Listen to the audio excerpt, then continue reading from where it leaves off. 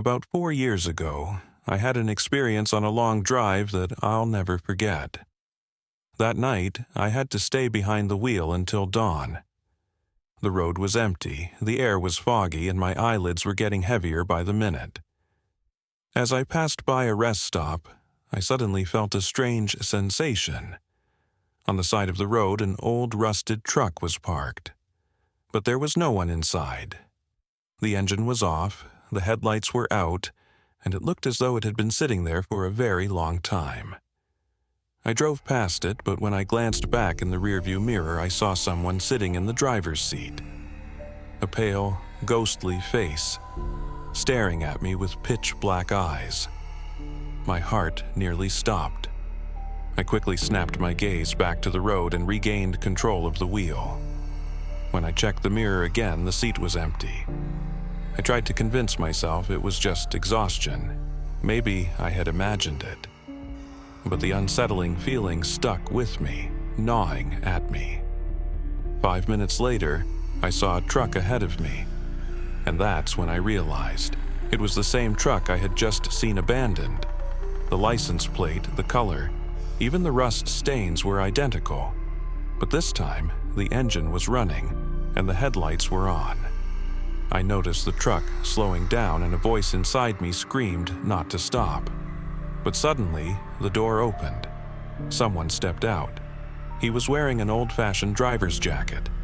He took slow steps into the middle of the road and stopped right in the beam of my headlights. His face. There was no face. It was as if it was covered in smoke or shadow. But somehow, I knew he was looking at me.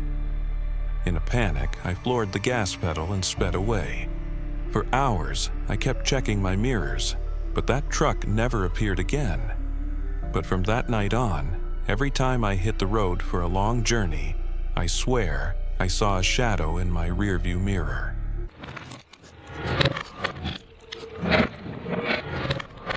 I've always had a strange fascination with collecting old things.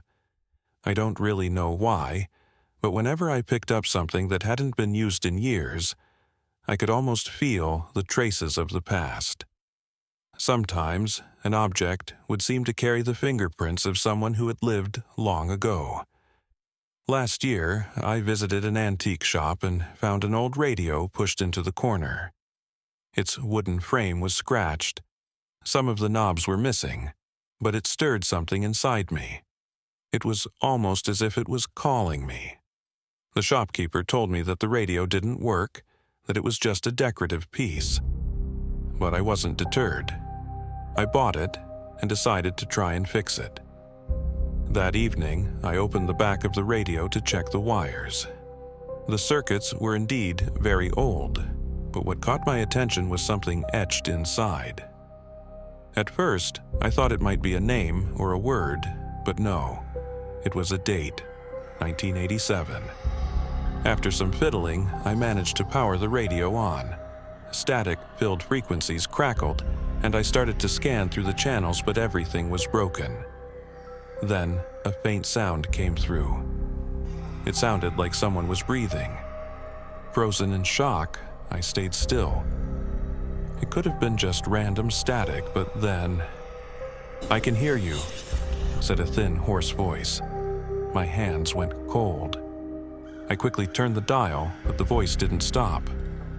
"Are you there?" No matter what frequency I switched to, the voice followed me. Panicking, I yanked the plug out. That moment, the lights in my house flickered. I took a deep breath and tried to calm myself. Maybe it was a frequency glitch. Maybe I was just exhausted. But just as I was about to go to bed, the radio turned on by itself again, and the crackling voice said, "Do you remember me?"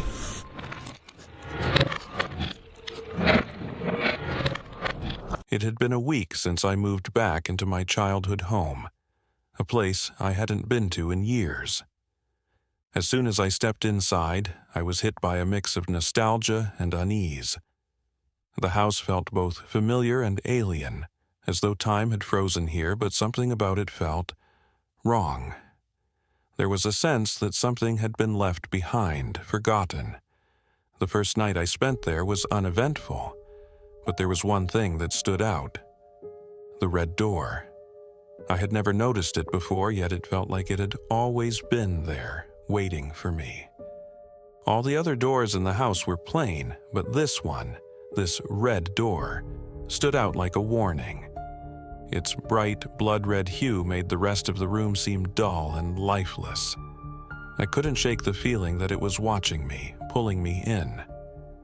As I walked closer, I noticed the scratches along the edges of the door. They looked old, as if they had been there for years. It didn't belong in this house. That evening, while I was sitting at the kitchen table, I couldn't shake the sudden urge to open that door. It wasn't a decision I consciously made, but my body moved on its own, almost like I was being guided. My feet led me to the door, and before I could stop myself, my hand reached for the handle. The door creaked open on its own, and I stepped inside. The room was dark and musty, but something in the air shifted as I entered. It wasn't comforting anymore, quite the opposite. The walls seemed to close in on me, and the air grew thick with a presence I couldn't understand.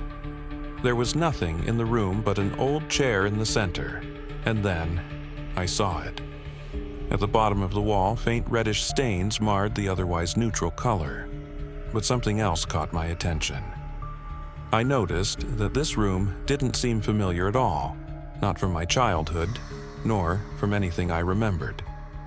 The red door had never been here when I was a kid.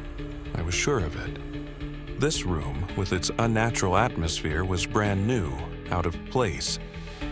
As I stood frozen, something moved along the wall, casting a shadow in the corner of my eye. I whipped around, but there was no one there.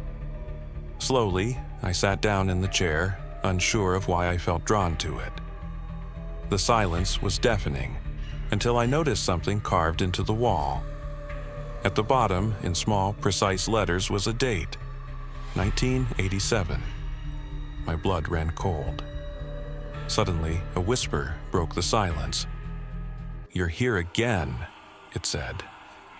I froze, heart pounding. I quickly scanned the room, but there was no one there.